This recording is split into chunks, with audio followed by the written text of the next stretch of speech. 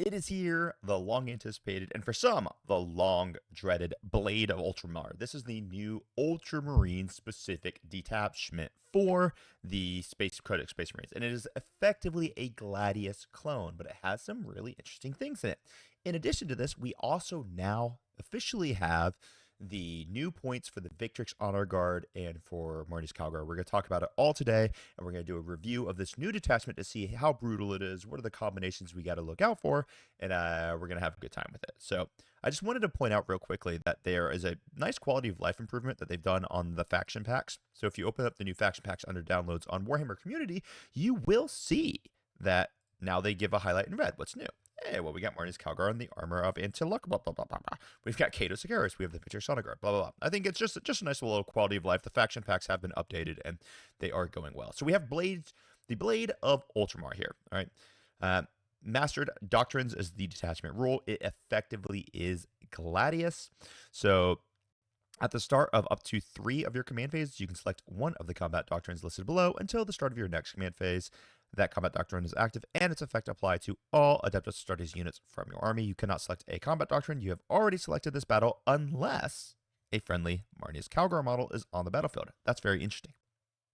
So if you have a Marnius, you can select the same combat doctrine twice, which does allow for some really fascinating flexibility. And by the way, before I hear people crying and moaning about, oh, Ultramarines were busted again, just breathe and allow the detachment to be played. I remember the same thing. Everyone was crying and moaning about the new freaking Imperial Knights Codex. And have we seen the new Imperial Knights Codex do anything? Just relax. New stuff isn't necessarily scary. New stuff isn't necessarily busted. It just needs to be played a little bit. Anyway, Devastator Doctrine. Until this unit is now eligible to shoot in a turn in which it has advanced. Tactical Doctrine, you can shoot in charge in a turn in which you fall back. And the Assault Doctrine, which is you can, advance a charge. Now, if you have Ultramarines, you can't do anything else. Your army can include Ultramarine units, but it cannot include any Adeptus Astartes units drawn from any other chapter. So only Ultramarines can go in this, similar to how like Raven Guard have their unique detachment, their Shadowmark Talon, all that stuff. You know how it is. Anyway, Armor of Antonius. It's the exact same thing as your Artificer Armor. It's a 2-up armor save and a 5-up Fiona Pain. Oath of Macrage. Add 1 to the attacks and strength characteristics of the bearer's melee weapons, or the bearers under the effects of the Assault Doctrine. Add 2 to the attacks and strength characteristics. Now, this is the same thing as your Honor of Vehement, but it's actually kind of cool because in this detachment, we could stay in the Assault Doctrine for 2 or even 3 turns if that's the only one you want to do, which allows for some very interesting things. Then we have the Students of the Codex enhancement. At the start of your command phase, if the bearer is on the battlefield, you can use this enhancement, and if it does, until the start of your next command phase, the tactical doctrine is active for this unit instead of any other doctrine, blah, blah, blah, blah, blah. Veterans of Behemoth. Adeptus Astartes model only. While the bearer is leading a unit, ranged weapons have sustain hits 1, and while the Devastator Doctrine is active, you can re-roll command rolls, or advanced rolls. It's the same thing. All the enhancements are exactly the same. The first stratagem is one that we are all very well familiar with. It is going to be the Armor of Contempt. Shock and awe.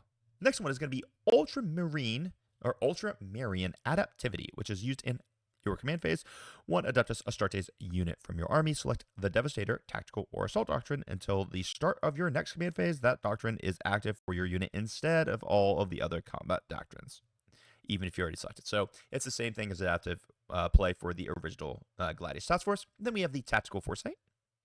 Your opponent's shooting phase or the fight phase just after an enemy unit has selected its targets.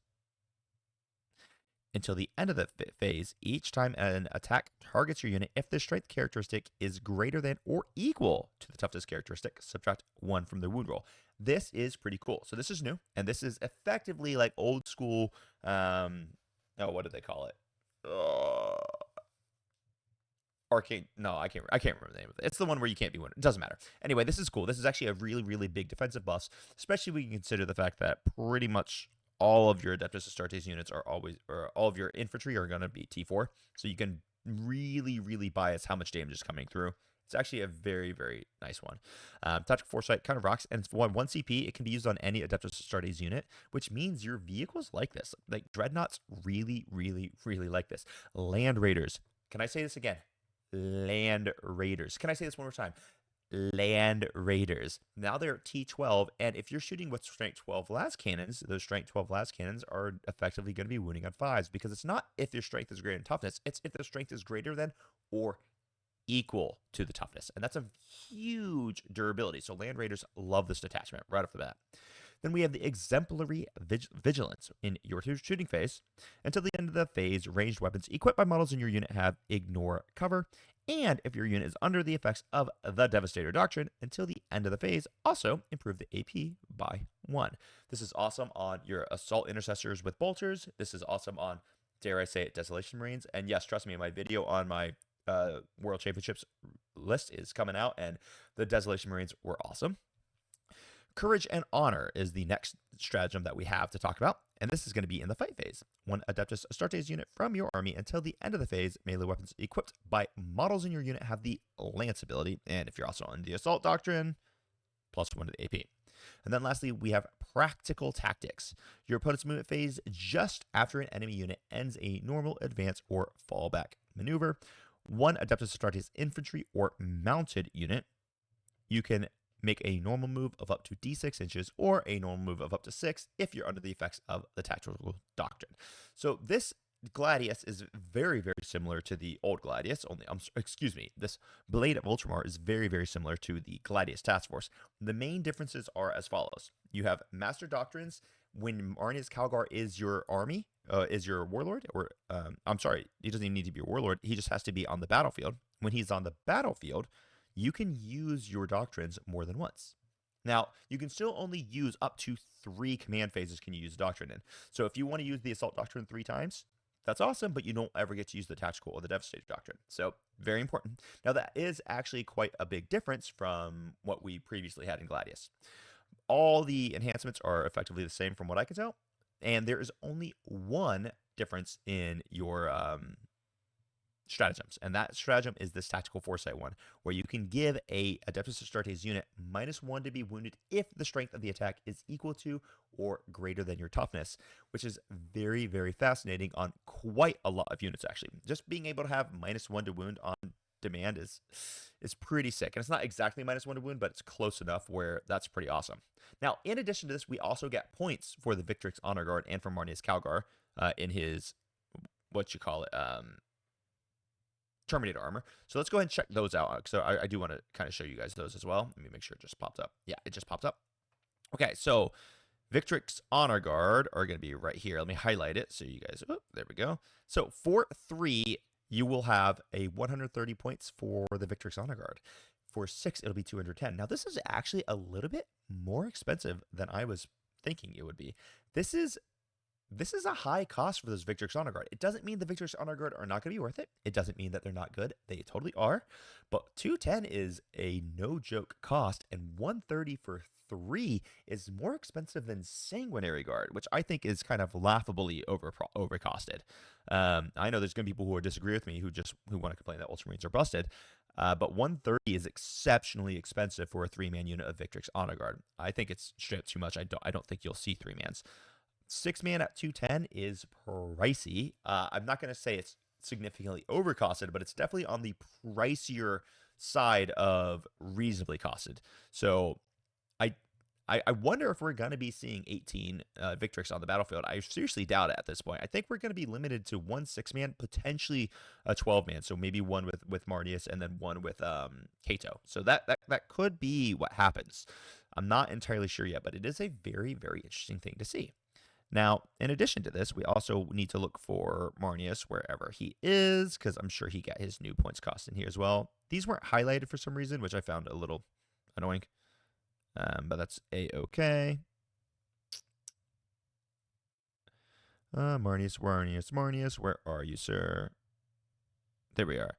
Marnius in the armor of Antilochus goes to 140 points. So it is a 60-point discount. You do lose the 2 Victrix Honor Guard that he's with if he's in his Gravis as well. So still quite pricey, actually. Now, perhaps that priciness is enough to make it like more fair, more balanced. What do I think about this new detachment? This is a strong detachment. I mean, it's Gladius, right? So you know it's strong. It's good. The fact that you can be using the Assault Doctrine, Tactical, or Devastator Doctrine more than just once is also a really, really cool flex. And I do absolutely love that new stratagem. That new stratagem is also quite cool.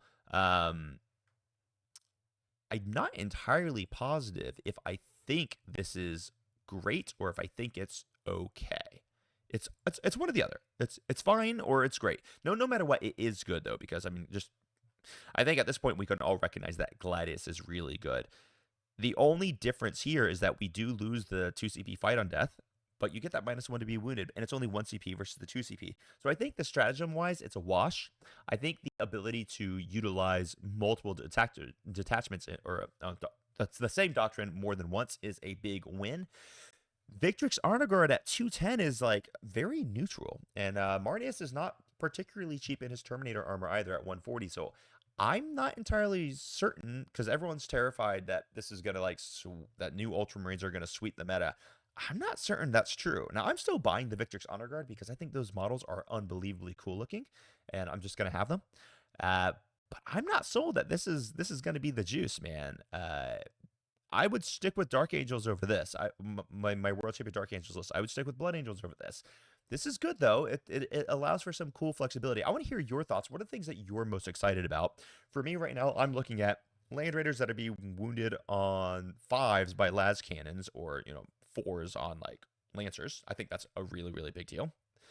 So I think this detachment loves Land Raiders. I think it loves Victrix that want to be getting into and out of Land Raiders with reactive moves. Um, this is a cool detachment. I'm gonna mess around with it. I'm gonna be playing with it.